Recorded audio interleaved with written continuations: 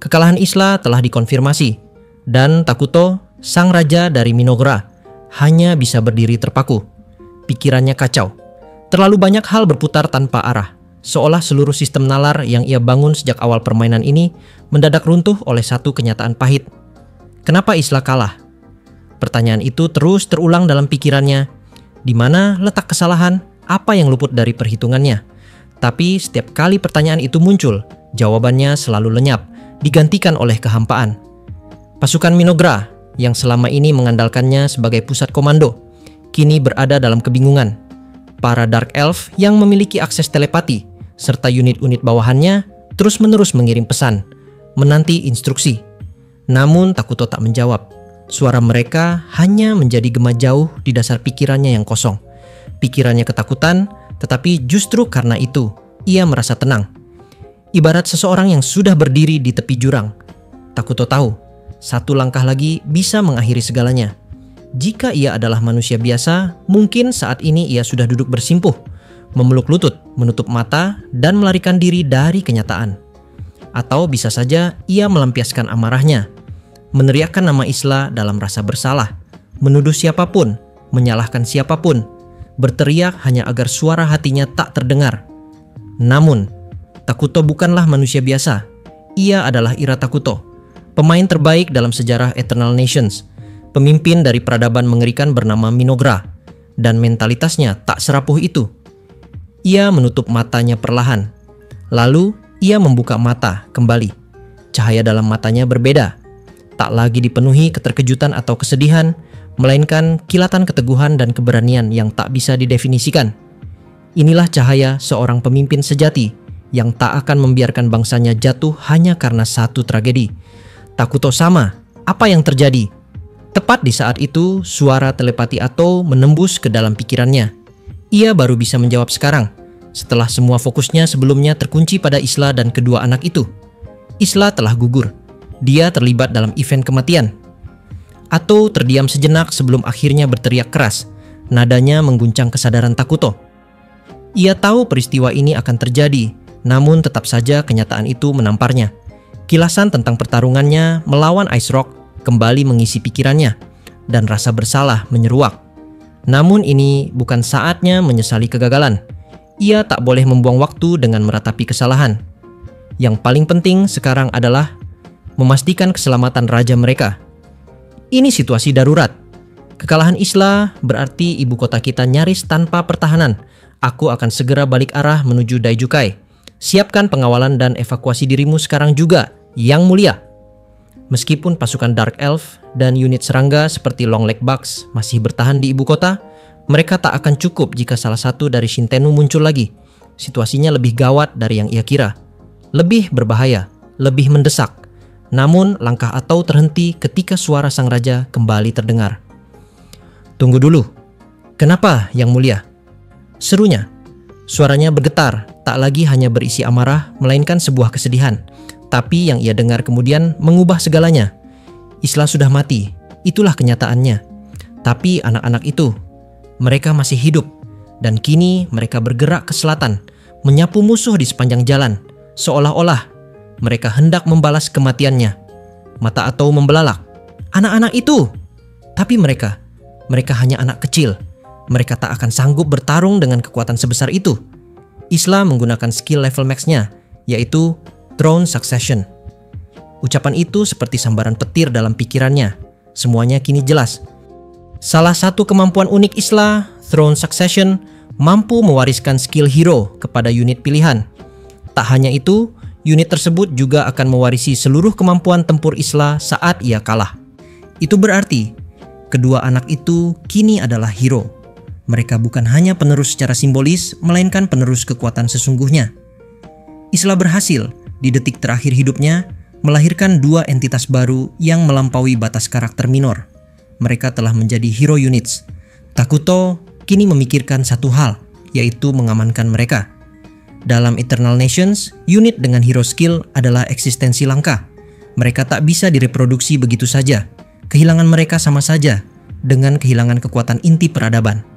Dan di dunia ini, di mana ancaman baru yang tak dikenali mulai bermunculan, kehilangan kekuatan semacam itu bukanlah pilihan.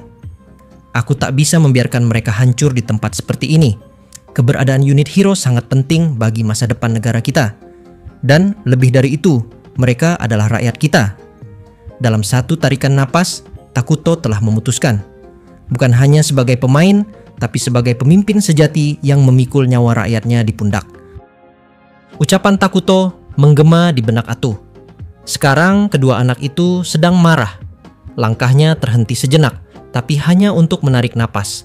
Kata-kata itu bukan sekadar peringatan.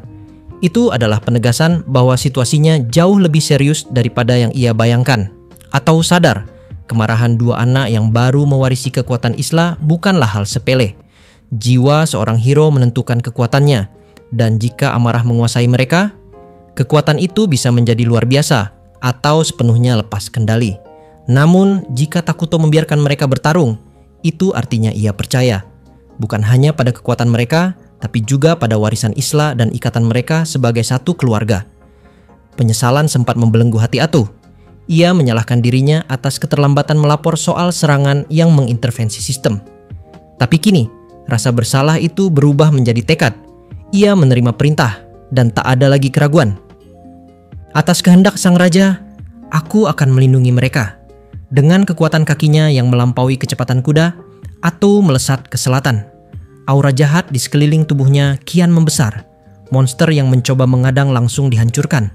Setiap langkahnya adalah jawaban atas kepercayaan sang raja.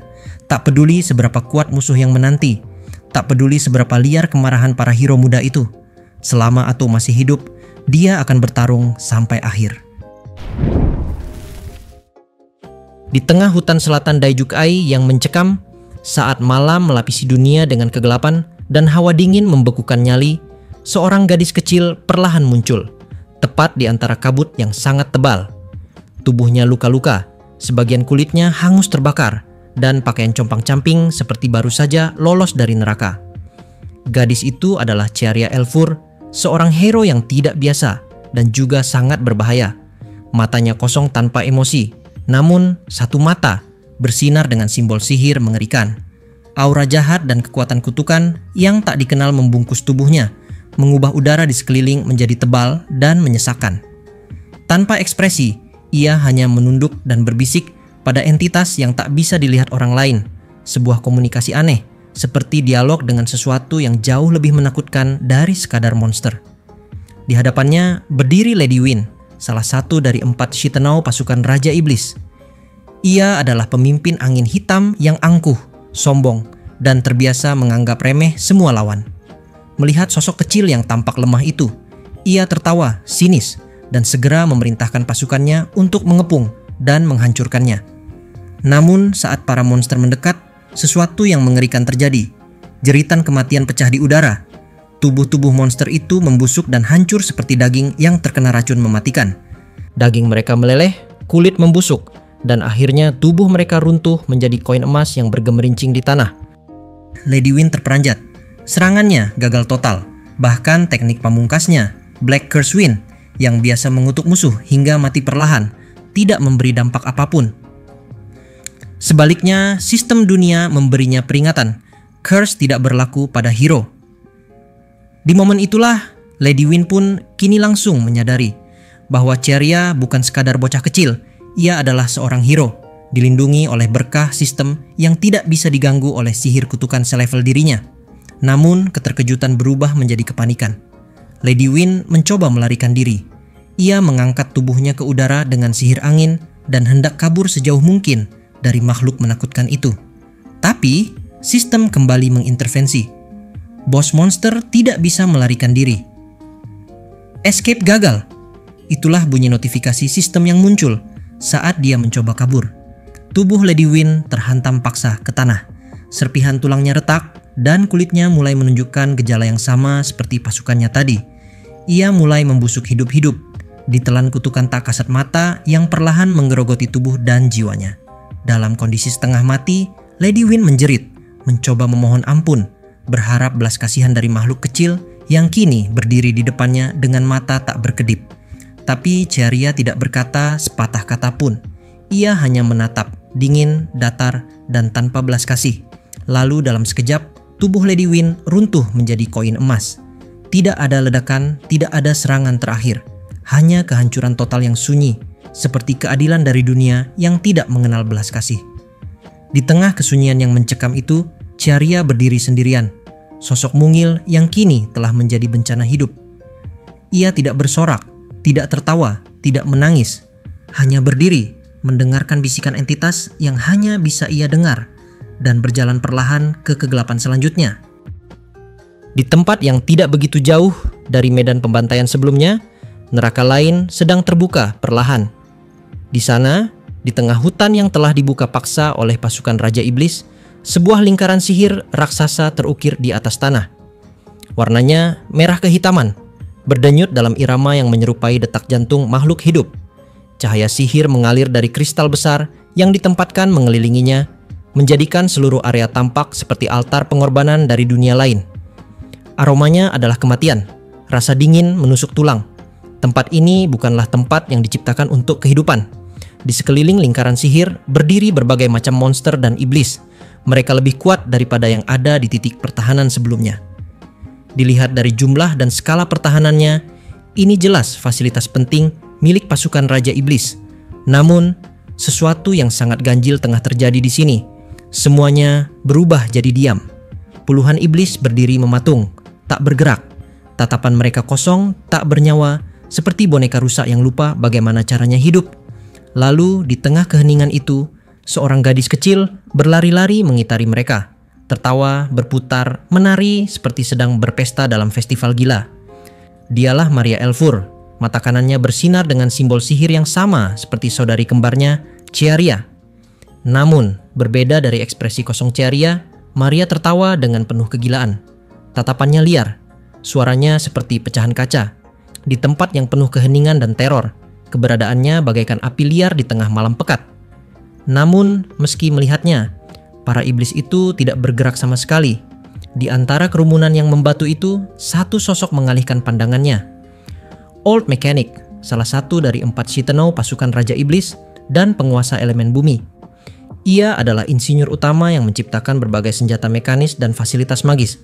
Wajahnya penuh kebencian saat menatap Maria, namun ia tidak bisa menyerang. Di momen itulah muncul notifikasi pada layar mereka, yaitu Old Mechanic has forgotten how to attack, yang artinya skill dari Maria mampu membuat para lawannya jadi hilang ingatan dan juga jadi bodoh. Para iblis ini bahkan tidak tahu apa yang terjadi. Beberapa saat yang lalu, proyek pembangunan lingkaran sihir telah mencapai 90%. Hanya tinggal eksperimen aktivasi dan semuanya akan siap. Namun tiba-tiba semua bawahannya terhenti. Mereka berdiri terpaku, lupa bagaimana melanjutkan pekerjaannya. Menyaksikan hal itu, semua pasukan iblis sebenarnya sudah berniat untuk dapat menyerang. Mereka tahu gadis itu adalah musuh. Mereka tahu gadis itu harus dibunuh. Tapi tubuhnya tidak tahu caranya. Bahkan dia, seorang Shitennou dengan imunitas terhadap sihir mental, sekarang nampak kebingungan. Serangan ini bukan ilusi, bukan tidur, bukan kegilaan. Ini sesuatu yang tidak bisa ia pahami. Sementara itu, Maria terus tertawa. Karena dunia membenci kita, itulah kenapa cinta itu penting. Tiba-tiba, satu iblis di dekatnya menghilang. Tanpa peringatan, bagian atas tubuhnya lenyap seperti ditelan kehampaan. Maria seolah melahapnya hidup-hidup, meski tidak ada gerakan menyerang. Aku makan, aku hidup. Dan semua yang aku cintai hidup bersamaku. Iblis-iblis lain mulai lenyap satu persatu, dicerna oleh ketiadaan. Maria melompat, memutar, tertawa. Mulutnya komat kamit, seolah berbicara pada suara-suara yang hanya ia yang bisa dengar. Jenderal pasukan iblis ini dengan nama Old Mechanic, yang kebetulan sekarang sudah tidak bisa kabur atau meminta bantuan, kini langsung berusaha menggunakan satu-satunya opsi yang tersisa, yaitu mengaktifkan mode tempur otomatis pada armor karakurinya. Dengan suara klik mekanik, mesin dalam tubuhnya bergerak. Karakuri armor, rangka luar bertenaga sihir, menyiapkan serangan terakhir. Namun untuk yang kesekian kalinya, muncul notifikasi lagi pada layar permainan mereka, yaitu Karakuri armor forgot how to work. Seketika, armornya runtuh menjadi potongan logam yang tak bergerak. Mesin itu melupakan cara untuk bekerja. Old Mechanic sadar, Serangan tak kasat mata ini tidak hanya menyerang makhluk hidup, tapi juga benda tak hidup. Dalam kepanikan, ia mencoba langkah terakhir, yaitu meledakkan lingkaran sihir. Tapi seperti yang bisa kalian tebak cuy, notifikasi sistem error muncul di mana-mana. Kali ini bunyinya adalah sebagai berikut. The Magic Square forgot to operate. Semua usahanya dihentikan dengan satu kata dari mulut gadis itu. Ia menatap Maria, dan saat itu gadis itu mendekat. Hei, kamu percaya cinta nggak? Cinta itu nyata loh. Nah, dengan satu kata-kata dari Maria itu, maka seluruh sistem permainan dari Jenderal Iblis Old Mechanic kini akhirnya langsung menjadi rusak. Bahkan di dalam dialognya, semua debuff negatif kini langsung terpasang tepat pada tubuh Jenderal Iblis ini. Old Mechanic has forgotten himself. Old Mechanic forgot about speed. Old Mechanic forgot about courage. Atau dengan kata lain, Jenderal Iblis lupa siapa dirinya. Jenderal Iblis lupa dengan kecepatannya. Dan Jenderal Iblis lupa tentang semua keberaniannya untuk dapat bertarung. Kengerian merayap ke dalam jiwanya. Mesin tak berperasaan itu untuk pertama kalinya menunjukkan ketakutan. Kakinya gemetar. Suaranya pecah. Menyaksikan semua hal itu di depan matanya, Maria pun hanya tertawa. Ia berlari dan memeluk kepala Old Mechanic sambil menatapnya dalam-dalam. Di momen itulah Old Mechanic otomatis langsung menjerit, "Raja Iblis, tolong aku!" Tapi, di saat dia sedang mencoba untuk meminta tolong, maka lagi-lagi notifikasi kembali muncul tanpa berhenti.